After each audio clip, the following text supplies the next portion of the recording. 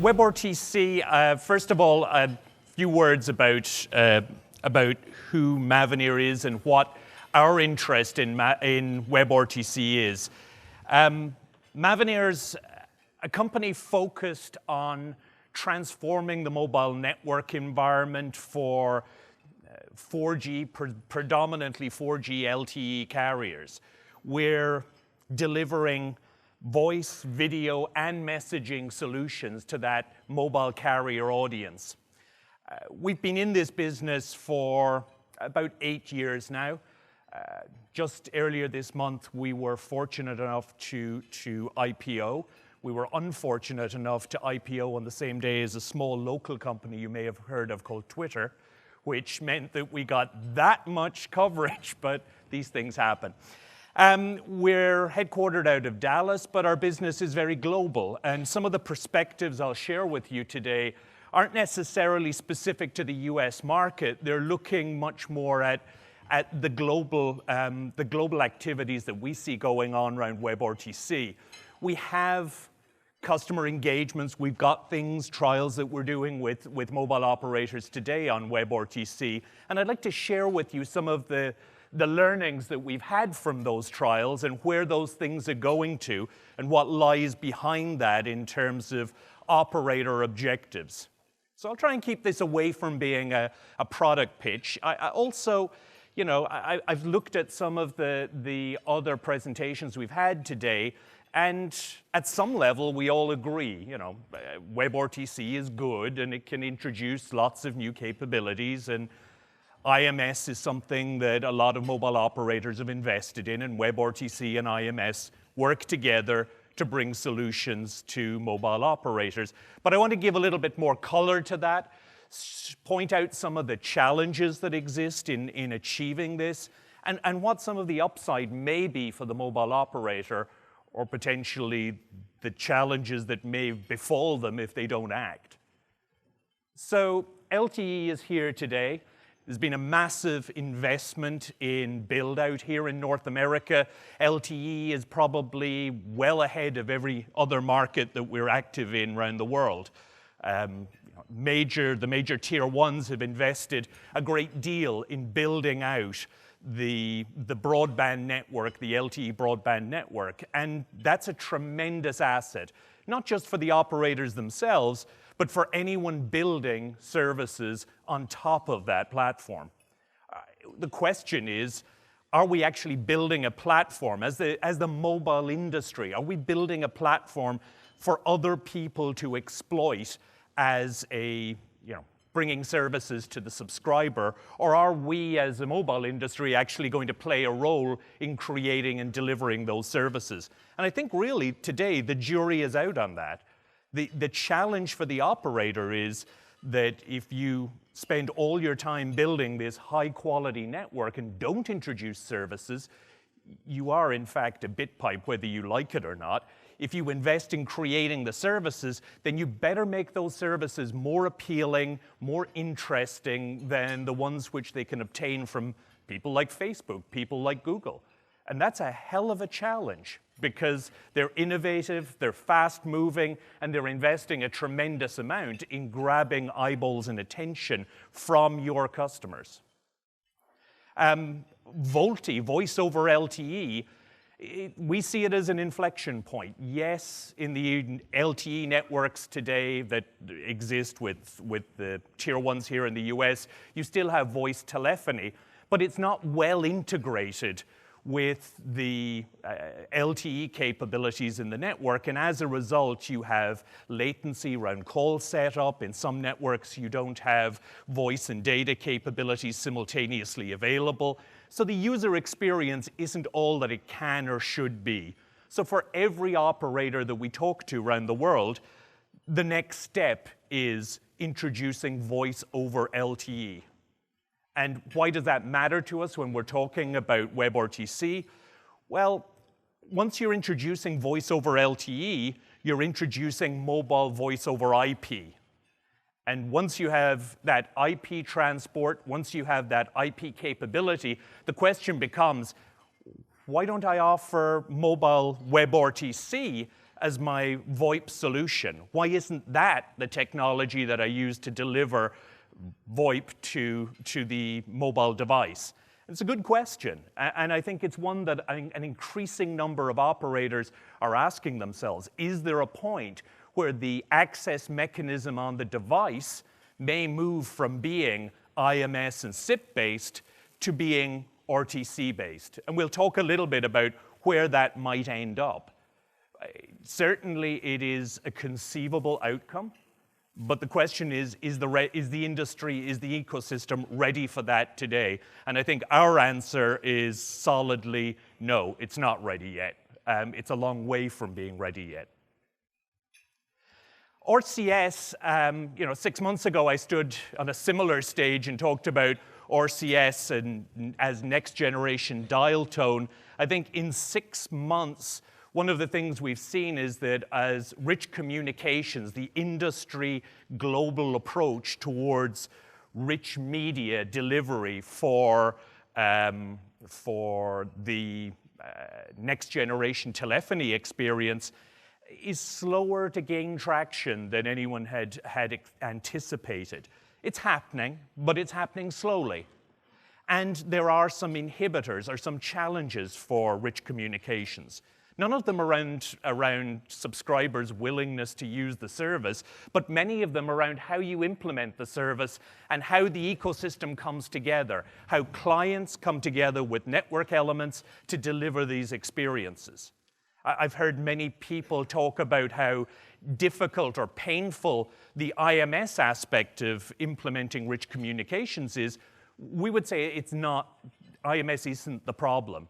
It's bringing together client experiences with server infrastructure that really is the major challenge. And as people look for rich communications, which has embedded OEM client driving its user experience, the challenge is those clients aren't available, or they're being rolled out slowly, or when they are rolled out, they aren't functionally rich. And that is the biggest inhibitor that I see for operators making the investment to roll out RCS. They're waiting for some indicator that the client experience is ready for mainstream, is ready to impress customers, and isn't just another one of those telco things like MMS, which kind of looks a bit flaky, and you can do better with OTT. So our challenge as an industry is, can we move quickly enough? Will RCS, will rich communications remain relevant if there are other ways of achieving the same sort of user experience over the LTE transport that we're putting in place? And we think that there are positive signs here that something can be achieved, and that WebRTC may actually be one of the paths to success for rich communications as opposed to a competitor. So what's missing? The open client ecosystem for rich communications. Operators want to be able to compete. They want to be able to compete on feature functionality. Rich communications started out with this concept that everyone would have the same user experience. Ubiquity, consistency. Well, that's a great idea, but do operators really want to invest in an ecosystem that makes them just the same as everyone else? Not really. They want to be able to add their own features, add their own capabilities. Yes, they want the global interoperability of messaging services, video calling services, image sharing services, file sharing services. That's great, but how they present that to the user, they want to be able to control that. And RCS, as it was originally envisaged, didn't give them that. We think one of the ways that that can be delivered is through what's being identified as a set of client APIs that have rapidly been rushed through the GSMA standardization activities, and that can create an ability to isolate the user experience from the RCS enablers. And that's a great way that you can have rapid introduction of new capabilities, mashing up RCS features, RCS functionality with other data streams. But another way to achieve the same thing is to use WebRTC as the gateway technology, as the access technology to those enablers which have been put in place as RCS enablers. As someone mentioned earlier, I think that the point with RCS isn't just the user experience, it's what you create as a common layer of enablers to support new services in the network. And the excellence of user experience, I think one thing OTT has taught us is that excellent user experience is what drives people to adopt services. And if you cannot provide a consistent, excellent user experience, launching new services, no matter how clever they are, is not going to be successful. And the point I would make here is that Apple has done a really good job with user experience, but also the success of something like Rich Communications hinges upon Apple's integration and openness to making those services available on Apple devices. In some of the markets that we look at globally, 40 and 50% of the smartphone devices are Apple devices. Today, the solution for rich communications on those devices is a downloadable, over-the-top experience. It's no better than any other OTT, and the operator can't drive their differentiation and their value add while that ecosystem remains closed. So that's one of the big challenges that we have as an industry. So over-the-top services do exist. I think I would categorize really that we have lots of different players trying to gain control over, influence over the user experience, the user services on device. There's carrier OTT, and I think carrier OTT is a very important piece of the picture that we're looking at here today. Carrier OTT may well be the place where we can test and prove and develop WebRTC-based experiences in the mobile operator context. And I'll talk a little bit more about that later. Device OTT, well, we've all seen the device today in the last, well, since 2008, the device players have really taken control of user experience and have gained a tremendous amount of the value that exists in the mobile ecosystem through controlling user experience.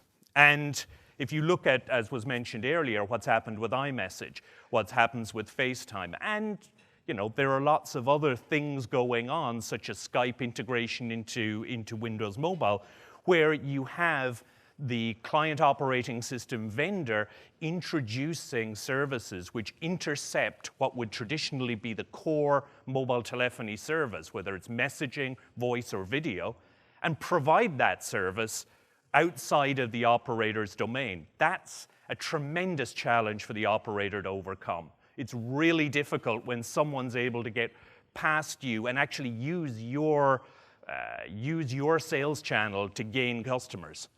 So that's a challenge for the operator that needs to be overcome if they're to reestablish some control and influence over the end-to-end experience. And then we have what I would call traditional OTT. Now, traditional OTTs are small, insurgent companies. Some of them have been the source of great innovation in our business. And I think while the operators, the mobile operators sometimes have looked at these insurgents and they've felt threatened by them, we're increasingly seeing a trend towards traditional OTT players, the small insurgents, partnering with the mobile operators. You look at some of the players like WhatsApp, who have absolutely, we talk about iMessage taking messaging traffic away from the operator, but in the rest of world environment, WhatsApp has decimated the business of value-added services and SMS for mobile operators. But now we're seeing in many markets in Asia that WhatsApp are actually partnering with mobile operators to generate a revenue stream. So there's a disruption, but then there's a next phase where you try to convert that market that you developed into a revenue stream, and often partnership is the way that those small companies can generate a legitimate revenue stream. I'll skip through this, really, we've covered it. The cutting edge of user experience, I think, is always something that's going to be done by people who are close to the customer. And I think one of the challenges that any of the standards-based activities that have happened in the mobile space in the last few years, any of the challenges that you've seen there have really come from the fact that you have a group of bearded 50-something-year-olds sitting in a room trying to work out what 16-year-olds want to do with mobile devices. It is the wrong way to build user experiences. We bearded 50-something-year-olds are much better at working out protocols.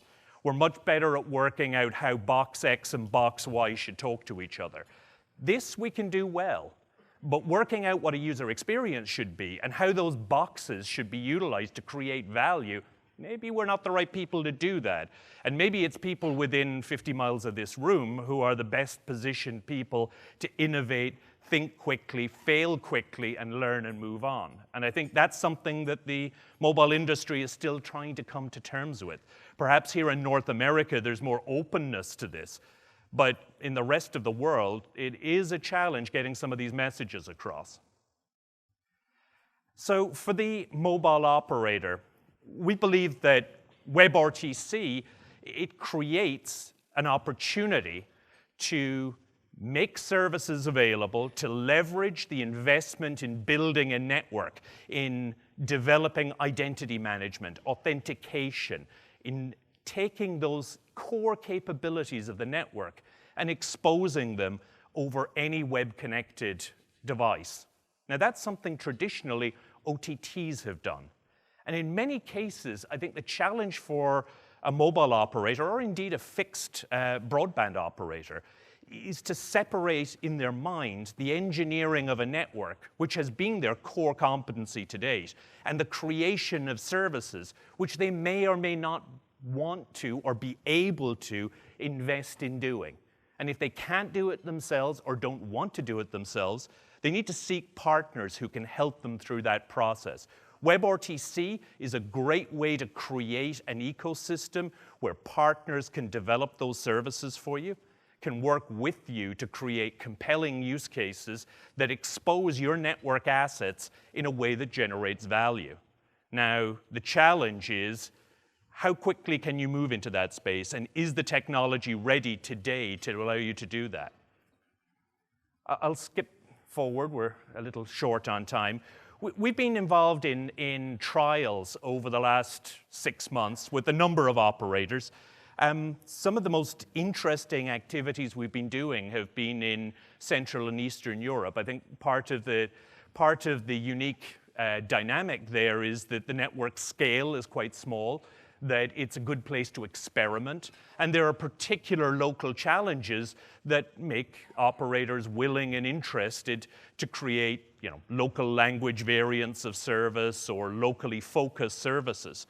So, we've been doing the usual things with voice telephony, video telephony, adding the rich communications messaging, call logging, essentially taking the whole IMS calling experience, the rich communications calling experience, and making it available not just through fixed-line browsers, but also through mobile browsers. And that's where we've hit a lot of the challenges, and the challenges which, until we're able to resolve them as an industry, will continue to be the stumbling blocks for us in moving WebRTC from the science project to commercial mainstream. Essentially, the maturity of mobile device solutions just isn't there today. The quality of both audio and video experiences are highly dependent upon the network and the bandwidth available and the reliability of the underlying transport mechanism. When we do face-to-face comparisons between, let's say, SIP softphone and WebRTC solutions, It's a very different experience, and the reliability with WebRTC just isn't there yet. We're not saying it won't be, but if you're going to a mobile operator environment and you're seeking to become the transport mechanism for core utility consumer telephony, which is the opportunity that lies in front of us here, then it needs to be a hell of a lot more reliable. It needs to work every time. And this is where I come back to that point I made earlier about operator OTT. We're seeing, it was initially T-Mobile with Bobsleigh. There's one that Bouygues has launched in France recently. Operator OTT services, which they target, let's say, best efforts voice. It's similar in some ways to voice over Wi-Fi services that have been launched as ways to extend or fill in coverage gaps. One of the great opportunities that these things present is they allow operators to say, okay, we've got our core services that need to be 5 nines, need to be bulletproof, but then on the other side, we have another service addressing another community of subscribers where we can take some risks technologically, where we can offer a different service, possibly with a different commercial model. And that, we believe, is where the real opportunity in the short term is for WebRTC, in supporting those alternate business models. The business challenges, well, I've mentioned one of them already here. Operators offer 5 9 service. Sometimes when you have a drop call, you don't think that, but in reality, the quality of service that mobile operators deliver is regulated, and it can appear very difficult for them to introduce new services that don't meet those regulatory requirements. WebRTC isn't there yet. In terms of business cases, you're talking about something which has the potential to cannibalize the traditional core business.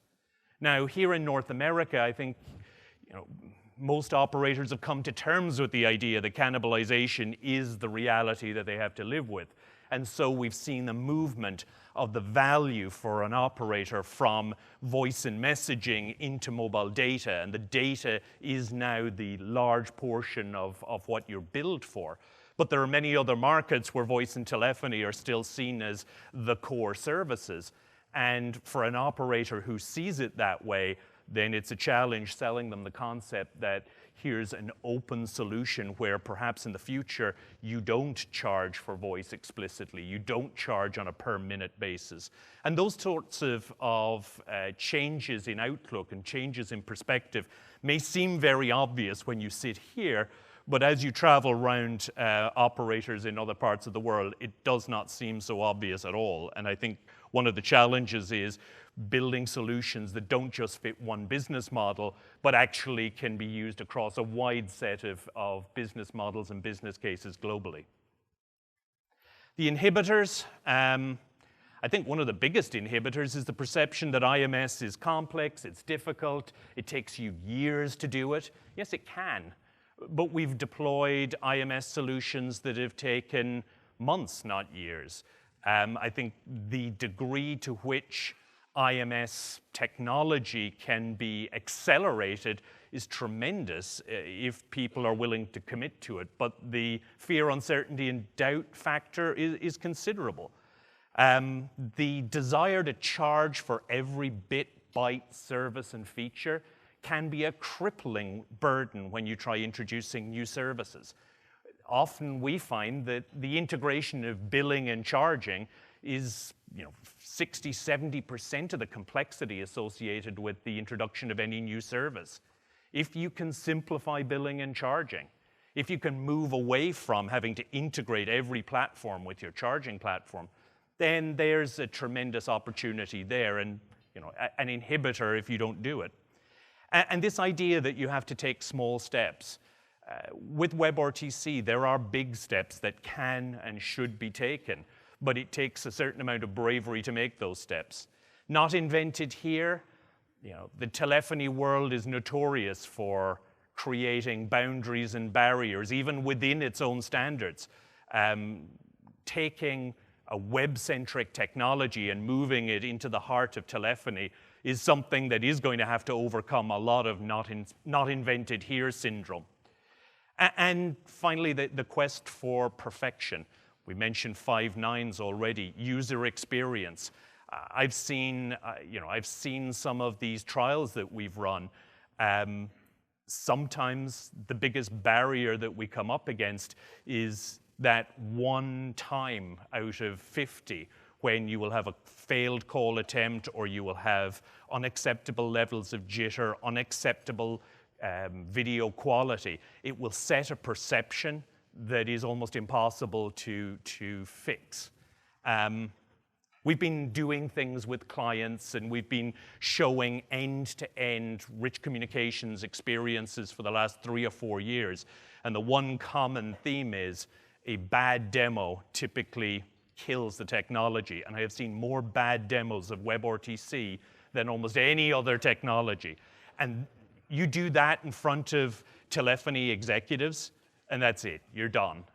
Just pack your bag and leave. It's probably quicker and easier that way.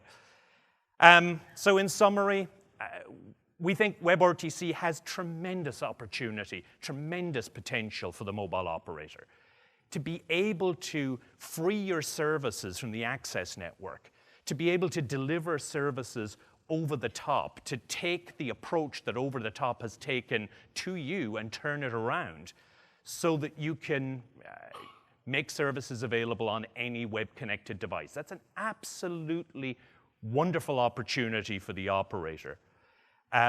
It can also increase the effectiveness of OTTs. The OTTs can use WebRTC technology against you if you don't come up with ways to make that leap yourself. And we think it can enable a collaborative model where you take the best of user experience development from the OTT community and combine it with those network enablers, primarily IMS-based network enablers, which you expose through gateways, which you expose through APIs, and get that user experience that is tight, good quality, low battery consumption. Get that user experience combined with the innovation that web-based development has given us in all areas of IT over the last few years. So that was all I had to say to you. Hopefully it wasn't too much of a product pitch, but I know how these things can get, and I hope you had a good lunch.